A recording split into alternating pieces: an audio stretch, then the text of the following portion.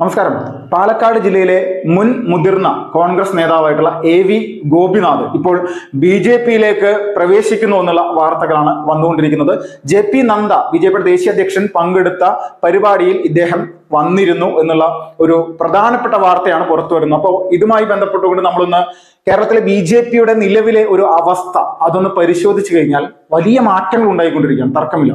ഇപ്പോൾ നിയമസഭാ ഉപതെരഞ്ഞെടുപ്പ് നടക്കാനിരിക്കുന്ന ഒരു മണ്ഡലം കൂടിയാണ് പാലക്കാടിനെ സംബന്ധിച്ച് BJP വർഷങ്ങളായിട്ട് തന്നെ വലിയ രീതിയിലുള്ള പ്രതീക്ഷകൾ വെക്കുന്ന ഒരു മണ്ഡലം കൂടിയാണ്. അപ്പോൾ ഇതെല്ലാം നോക്കുമ്പോൾ കേരളത്തിലെ കോൺഗ്രസിന്റെയും അല്ലെങ്കിൽ CPM-ന്റെയും CPI പോലെയുള്ള പ്രധാനപ്പെട്ട പല രാഷ്ട്രീയ പ്രസ്ഥാനങ്ങളുടെയും പ്രവർത്തന രീതി എടുത്ത് നോക്കുമ്പോൾ പലരും ആ സംഘടനകൾ വിട്ട്, ആ രാഷ്ട്രീയ പ്രസ്ഥാനങ്ങൾ വിട്ട് പുറത്തേക്ക് പോകുന്ന ഒരു കാഴ്ചയാണ് കാണുന്നത്.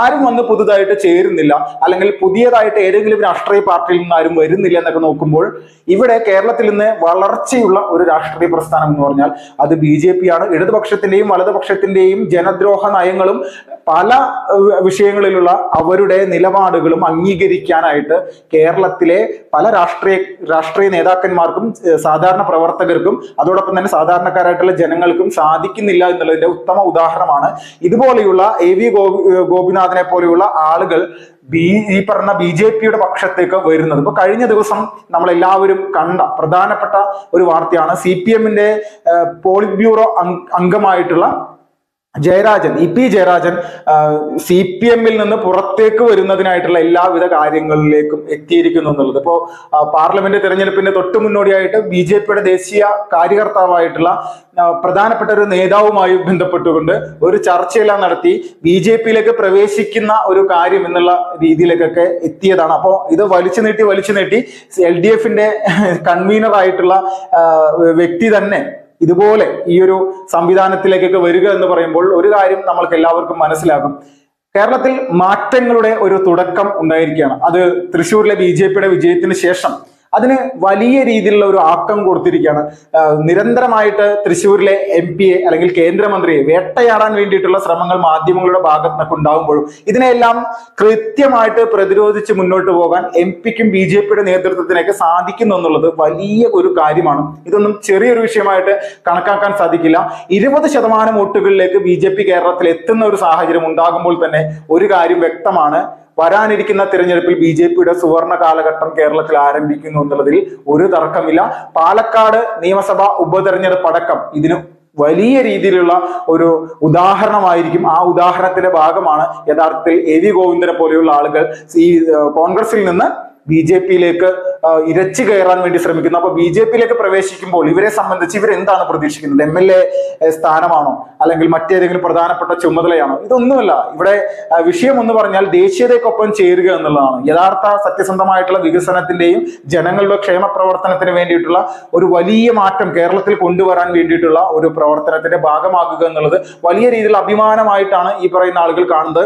അതിന്റെ പേരിലാണ് പലരും തങ്ങൾ ഇത്രയും കാലം എവിടെയാണ് പ്രവർത്തിച്ചിരുന്നത്, ആ സംഘടനയിൽ പ്രവർത്തിച്ചതിന് ശേഷം എന്താണ് തങ്ങൾക്ക് ലഭിച്ചിട്ടുള്ളത് എന്നൊക്കെ നോക്കുമ്പോൾ വട്ടപൂജ്യമാണ്. ഒരു സംശയവുമില്ല. ജനങ്ങളിൽ നിന്ന് ആക്ഷേപങ്ങളും മറ്റു സംഭവങ്ങളും മാത്രമേ ഇവർക്കൊക്കെ ലഭിച്ചിട്ടുണ്ടായിരുന്നുള്ളൂ. അതിന്റെ കാരണം ഇവർ വഹിച്ചു കൊണ്ടു നടന്ന ആശയമാണ്. ആ ആശയധാരയിൽ നിന്ന് പുറത്തേക്ക് ചാടുക എന്നുള്ള നിലപാട് ഈ പറയുന്ന AV ഗോപിനാഥിനെ പോലെയുള്ള ആളുകൾ എടുക്കുമ്പോൾ അതിനെ ഒരു നിസ്സാരവൽക്കരിക്കാനായിട്ട് കോൺഗ്രസോ ഇടതുപക്ഷമോ തയ്യാറാകുന്നില്ല എന്നുള്ളതും കൂടി BJP-യെ സംബന്ധിച്ച് വലിയൊരു കാര്യമാണ്. കാരണം BJP-യുടെ വളർച്ച അവർ മനസ്സിലാക്കുന്നു. BJP-യുടെ വളർച്ച മനസ്സിലാക്കുന്നതോടൊപ്പം തന്നെ BJP-യെ പ്രതിരോധിക്കാൻ ലോകത്തില്ലാത്ത നുണകൾ മുഴുവൻ പറഞ്ഞുകൊണ്ട് വരാനിരിക്കുന്ന നിയമസഭാ തെരഞ്ഞെടുപ്പിൽ തങ്ങൾക്ക് എങ്ങനെയെങ്കിലും വിജയമുണ്ടാക്കുക എന്നുള്ള ലക്ഷ്യത്തോട് കൂടിയിട്ടാണ് CPM ഇപ്പോൾ പോയിക്കൊണ്ടിരിക്കുന്നത്. പിണറായി വിജയനാണെങ്കിൽ ഇതിന്റെ ഭാഗമായിട്ട് ഒരുപാട് പൊല്ലാപ്പുകൾ ഇന്ന് അനുഭവിച്ചുകൊണ്ടിരിക്കുകയാണ്. ഇപ്പോ പ്രധാനമായിട്ടുള്ള അവരുടെ നേതാക്കന്മാരെല്ലാവരും തന്നെ പിണറായി വിജയനിൽ നിന്ന് അകന്ന് പോരുകയാണ്. ഭയപ്പാടുകൊണ്ടായിരിക്കാം ഇവർക്കെതിരെ സംസാരിക്കാൻ, അല്ലെങ്കിൽ മുഖ്യമന്ത്രിക്കെതിരെ സംസാരിക്കാൻ ഇവർ തയ്യാറാകുന്നത്. പക്ഷെ വരും ദിവസങ്ങളിൽ ആത്മകഥയടക്കം പുറത്തിറക്കുമെന്ന് പറയുന്ന EP ജയരാജന്റെ നിലപാട് കാണുമ്പോൾ അറിയാം എന്തോ ഒരു വെടിമരുന്ന് പൊട്ടിക്കാൻ വേണ്ടിയിട്ട് പുള്ളിക്കാരൻ നിൽക്കുന്നുണ്ട്. വർഷങ്ങളായിട്ട് താൻ പ്രതിദാനം ചെയ്ത സംഘടനയുടെ ഭാഗത്ത് നിന്ന് തനിക്ക് അനുഭവിക്കേണ്ടി വന്നിട്ടുള്ള പ്രതിസന്ധികൾ, പ്രശ്നങ്ങൾ എന്താണ് എന്നുള്ളത് മനസ്സിലാക്കിയിട്ട് തന്നെയാണ് BJP-യുടെ ദേശീയ കാര്യകർത്താവായിട്ടുള്ള പ്രകാശ് ജാവ്ദേക്കറെ നേരിട്ട് കാണാനും അതോടൊപ്പം അദ്ദേഹവുമായി ബന്ധപ്പെട്ടുകൊണ്ട് കൃത്യമായിട്ട് BJPയുടെ പ്രവർത്തന രംഗത്തേക്ക് കടന്നു വരാനും വേണ്ടിയിട്ട് അദ്ദേഹം ശ്രമിച്ചുകൊണ്ടിരിക്കുന്നത് എന്നുള്ള വാർത്തകളാണ് വരുന്നത്. BJPയിലേക്ക് എത്തിയിട്ടില്ല, പക്ഷെ എത്തും എന്നുള്ള ഒരു പ്രതീക്ഷയിലാണ് BJPയുടെ കാര്യകർത്താക്കളും പ്രവർത്തകരും എന്നുള്ളതിൽ ഒരു തർക്കമില്ല.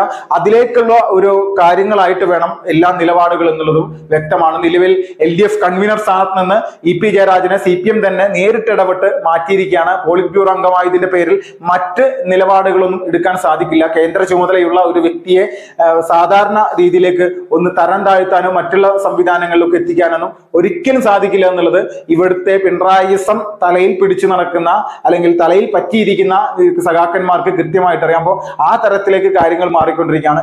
എത്രത്തോളം വലിയ രീതിയിൽ ഇനി കേരള രാഷ്ട്രീയത്തിൽ ഇതുപോലെയുള്ള ആളുകളുടെ ഇടപെടലുകൾ ഉണ്ടാകുമെന്നുള്ളത് നമ്മൾക്ക് ഇപ്പോൾ തന്നെ ഒരു കാഴ്ചപ്പാടുണ്ട്. മറ്റ് സംസ്ഥാനങ്ങളിൽ BJP ഓപ്പറേഷൻ താമര എന്നൊക്കെ പറഞ്ഞുകൊണ്ട് പല കാര്യങ്ങളും ചെയ്യുന്നുണ്ട്. അതിൽ നിരവധി കോൺഗ്രസിന്റെ MLA-മാരും MP-മാരും നേതാക്കന്മാരടക്കം 2014 മുതൽക്കേ നരേന്ദ്രമോദി അധികാരത്തിൽ വന്ന സമയം മുതൽക്കേ തന്നെ BJPയുടെ ഭാഗമായിക്കൊണ്ടിരിക്കുന്ന സമയം തന്നെയാണ്. അപ്പോൾ ഇത്രത്തോളം വലിയ രീതിയിൽ BJPയുടെ ഭാഗമായിക്കൊണ്ട് ഓരോ നേതാക്കന്മാരും ഓരോ MLA-മാരൊക്കെ വരുമ്പോൾ അതിൽ നിന്നൊരു കാര്യം കൂടി ബോധ്യപ്പെടണം. സമാജത്തിന് അല്ലെങ്കിൽ ഇവിടുത്തെ ഭൂരിപക്ഷ സമൂഹത്തിന്റെ ഉള്ളിൽ ഒരു വലിയ ത്വര വന്നിട്ടുണ്ട്. ഇത് യാഥാർത്ഥ്യങ്ങൾക്കൊപ്പമാണ്. ദക്ഷിണേന്ത്യയിൽ പോലും വലിയ രീതിയിൽ BJPയിലേക്ക് ആളുകൾ എത്തിക്കേറുന്നതിന്റെ കാരണം കട്ടിംഗ് സൗത്ത് എന്നുള്ള രീതിയിലേക്കുള്ള വിഷയങ്ങളൊക്കെ നമ്മുടെ ഈ രാജ്യത്ത് അല്ലെങ്കിൽ പാകിസ്ഥാൻ വിഭജിച്ചതുപോലെ അതുപോലെയുള്ള ഒരു സാഹചര്യത്തിലേക്ക് ഇസ്ലാമിക മതമൗലികവാദികളുടെ ഭാഗത്ത് നിന്ന് ഒരുപാട് നിലപാടുകൾ ഉണ്ടായിക്കൊണ്ടിരിക്കുകയാണ്. അപ്പോൾ ഇതിനെയൊക്കെ കൃത്യമായിട്ട് പ്രതിരോധിച്ച് മുന്നോട്ട് പോകാൻ സാധിക്കുന്ന ഒരേ ഒരു രാഷ്ട്രീയ പ്രസ്ഥാനം അത് BJP-യാണ്. ആ BJP-ക്കൊപ്പമാണ് കോൺഗ്രസിന്റെയും CPM-ന്റെയൊക്കെ പല ദേശസ്നേഹികളായിട്ടുള്ള നേതാക്കന്മാര് മുന്നോട്ട് കുതിച്ചു വന്നുകൊണ്ടിരിക്കുന്നത്. അതിന്റെ ഉദാഹരണമാണ് പാലക്കാടൊക്കെ ഇപ്പോൾ സംഭവിച്ചുകൊണ്ടിരിക്കുന്നത്. 1% പോലും തർക്കമില്ല.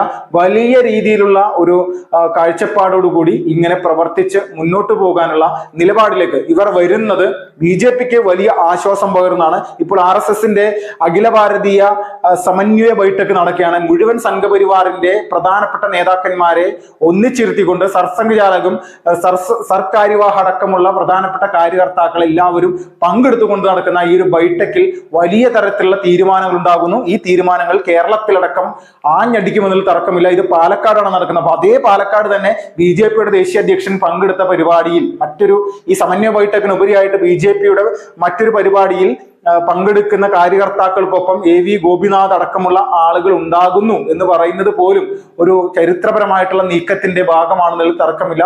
പാലക്കാട് നിയമസഭാ ഉപതെരഞ്ഞെടുപ്പിലടക്കം BJPക്ക് വിജയിക്കാൻ സാധിക്കുമെന്നുള്ളതിൽ 1% പോലും തർക്കമില്ലാത്ത രീതിയിലേക്കാണ് രാഷ്ട്രീയ മാറ്റങ്ങൾ ഉണ്ടായിക്കൊണ്ടിരിക്കുന്നത്. 16% നിന്ന് 28% BJPയുടെ വോട്ടിംഗ് ശതമാനം മാറ്റിയ ശോഭാ സുരേന്ദ്രൻ BJPയുടെ ഒരു വിജയശില്പിയായിട്ട് അവിടെ സ്ഥാനാർത്ഥിയാകാനുള്ള സാധ്യതയുണ്ട്. 28% നിന്ന് 33% അവിടെ മെട്രോമാനായിട്ടുള്ള ശ്രീധരൻ സാറ് ഒരു നിലപാട് ആയിട്ട് മുന്നോട്ട് വന്ന് അവിടെ സ്ഥാനാർത്ഥിയായത്.